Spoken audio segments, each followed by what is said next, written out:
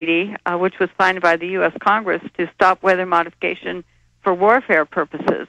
But now the military is talking about using it as a force multiplier in order to, in other words, control anyone they want by controlling the weather that they have. So this is on the scale of many, many documents from the Air Force and the other services talking about weather modification as a force multiplier. And then you add to this, in 2006, November, there was all of these scientists, geoengineering scientists from all over the world went to NASA Ames for 1 week of meetings with regard to geoengineering programs. And Professor Ken Caldera of Stanford University said, well, we'll have an open public forum. We'll invite the press to come. And as luck would have it, I knew someone who was allowed to go to this. And so I went. And all of these professors, Gregory Benford from UC Irvine, Ken Caldera, in other words, a great number of them were all there and were speaking. And that meeting became highly fascinating.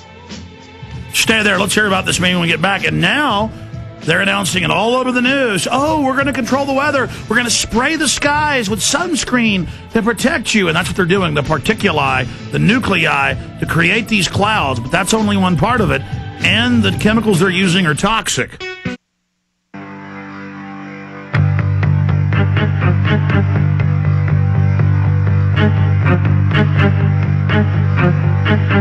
This is all psychology.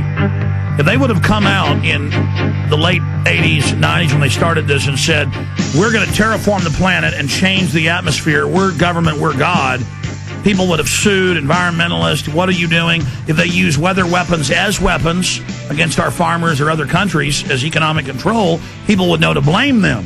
So that's why the government says there's no weather modification. None of this exists. As hundreds of universities, thousands worldwide work on it, and fleets of aircraft are spraying. And so now, after decades of us fighting it and saying, what's going on? You know, we're talking 14, 15 years that I've known of people speaking about this. It has that kook connotation. So even when the government announces it, people go, oh, no, couldn't be happening. Just like their documents said 20 years ago, world government, global carbon tax, they said we were kooks, didn't exist. Now when they announce it, as they've done the last month, people go, oh, well, it still doesn't exist. And newspapers attack me saying it doesn't exist. So that's the amazing psychology. And talking about amazing, Rosalind Peterson is probably the top overall, person who is studying all the basic data and really integrating it in together. Rosalind, please continue with, well, the psychology of them denying all this and then the meetings you've gone to. Go ahead. This meeting at Stanford University in November 2006, they had a public section, and the public section of this meeting had different scientists, geoengineers, talking about their various programs that they wanted to implement. And what was fascinating about this group is they admitted right there that they had kind of hidden the word geoengineering for the public for a long time because they realized that if it came out, the public would object. So there was kind of this cloistered group that decided that they were going to work on this, have the funding for this, and then try to get it all set to go so that at some point they could implement putting these chemicals and particulates into the atmosphere to do these atmospheric experiments. Stop. You go to this conference, and there's copies of the minutes and things on the web, and I've seen them. We need to dig them out and get them posted, and you've linked to them on your site. Think of the magnitude.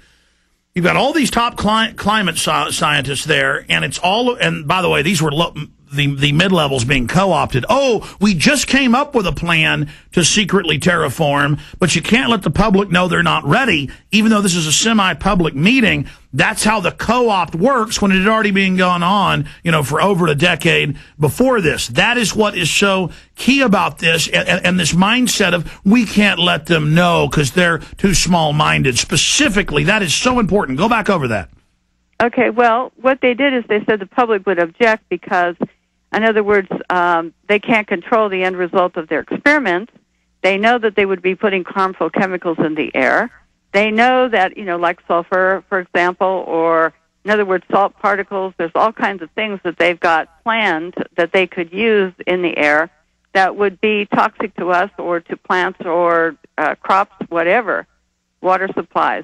So what happened is they decided that they were going to be the stewards of the environment, and it was going to be them that was going to save the world, and that we were essentially the unwashed. As Professor Benford mentioned, it was kind of like we were the people were the unwashed masses who didn't understand that they were going to take care of us. So it was kind of an odd, I have some quotes from him which are quite interesting, but it was an odd meeting. So when they had question and answers, so when I got up and I spoke and I said, well, what about agriculture? If you cover us over and you stop direct sunlight from reaching the earth, there won't be any photosynthesis happening. And that's, in other words, photosynthesis, direct sunlight hitting the earth, is what allows plants to grow and food crops to produce. And if you remove the direct sunlight, whether it's from man-made clouds or any of these experiments, you're going to have lowered crop production because photosynthesis, the plants get their strength and energy to grow from that process. So we get vitamin D from the sun. Rickets is on the increase because we're in man-made cloud cover a lot of times. So when I raised this issue about, well, was anybody talking about, in other words, the pollutants and what effect they were going to have on the trees? Was anyone talking about our food supply? And if you put up all these chemicals that are toxic to plant life, you reduce the amount of sunlight hitting the earth, what's going to happen to agriculture, in other words, this area? And I said, and did anyone speak on this subject? And they said, well, there were actually only 2 people in the whole conference that spoke on something to do with, in other words, plant life, but that was it. But they said the majority of the speakers were all there into doing this atmospheric geoengineering and various forms of it.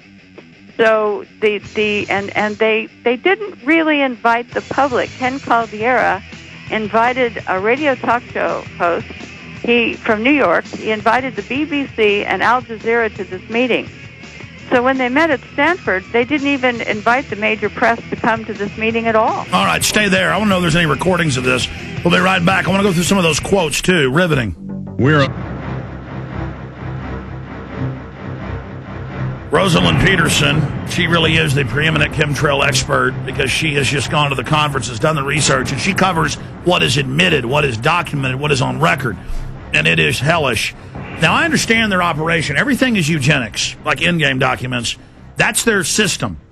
And so the meeting she was at was a co-opting of, we keep this secret and the lowdown for your own good. We're going to save the earth for the global warming when the evidence shows it'll actually cause warming, which we may actually need. Kind of going towards an ice age now, the sunspot show. But side issue, the point is they don't want the public knowing about this, and it is just so incredible to understand that it's really public what they're doing, and so saying it's to stop global warming is the cover, because this is bad for plants, bad for humans, bad for the earth. The sun is the main source of life on this planet. And you've got some of the quotes of these people, and their meetings are sourced and quoted. In fact, I have the meeting you're talking about. The Council on Foreign Relations mentions it. So can you speak more about the meeting and then more about, I know you're going off what you know they're doing, but clearly they're spraying now, and how many different programs there are from your research or the other experts and what it is they're putting out. Go ahead. Well, there's a number of programs that I think are all interrelated. We have communication systems programs for the military. We have weapon systems that they're going to need to be able to use, in other words, the atmosphere above us, either obscure the skies or to be able to use certain types of lasers. And so they're going to put up certain chemicals to do this, and the documents are there. And it's putting it forward to the public, but more and more we're beginning to unravel all these different types of atmospheric military programs that are going on. And weather modification is just one of them that they want to promote along with the cap-and-trade legislation. It was interesting because they put weather mitigation right into the cap-and-trade bill, Senator Barbara Boxer's cap-and-trade bill last year, and I'm afraid the cap-and-trade bill will have weather